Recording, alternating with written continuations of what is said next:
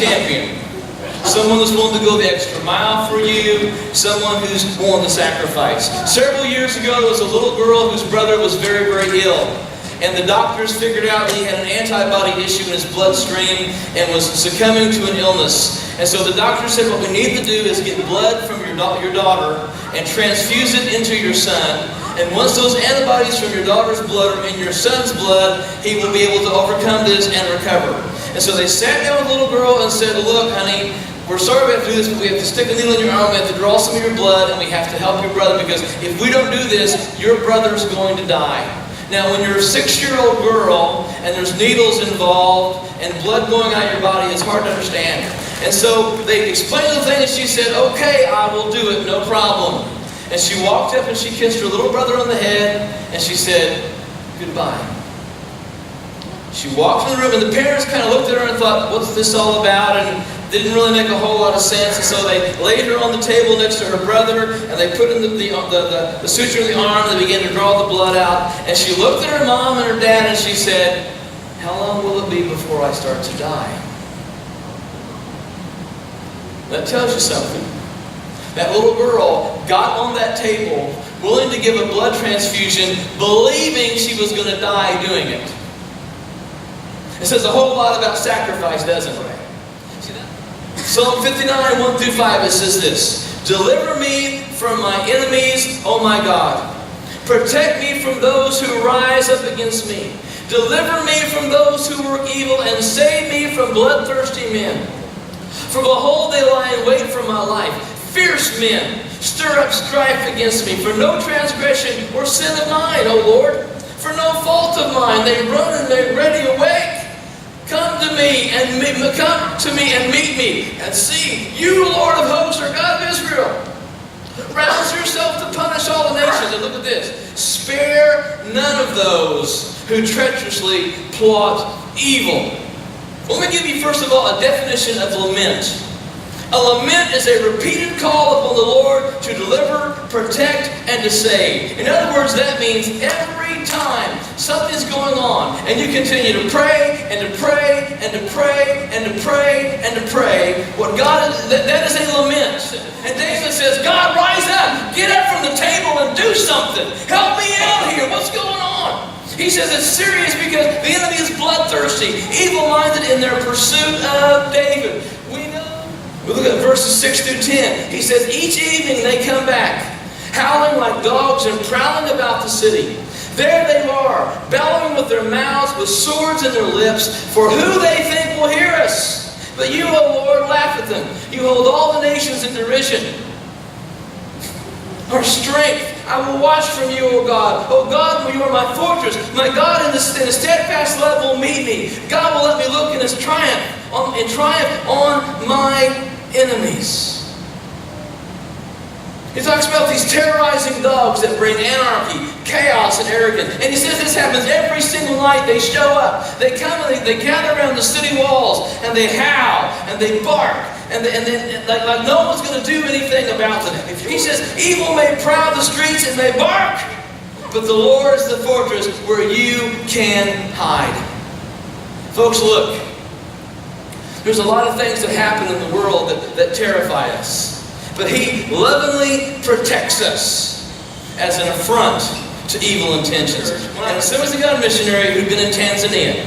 And outside this part of Tanzania where they had a compound. And what that means is they had a little walled-in area where they had some people they hired locally to come and watch the place, kind of guard it.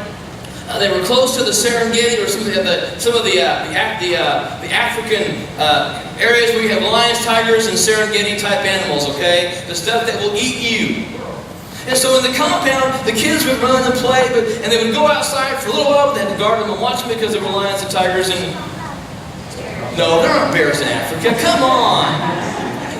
The little girl would go outside, and she knew that as soon as it was almost dark, the guards would go out, they would lock the gate, they would bring her, and the people who watched her were taking care of things. This was Bush Ministries, so they would travel, hundreds of miles in different places and preach and teach. And the parents had got back one night, and they were seeing their kids and talking to them and playing with them, and they shut the gate. Everybody thought everything was okay when they realized that Gwen was not in the compound. And The guard said, nobody's going out right now. Nobody goes outside at night. That's against the law. We're not going to do it. You cannot do it. Somebody will die.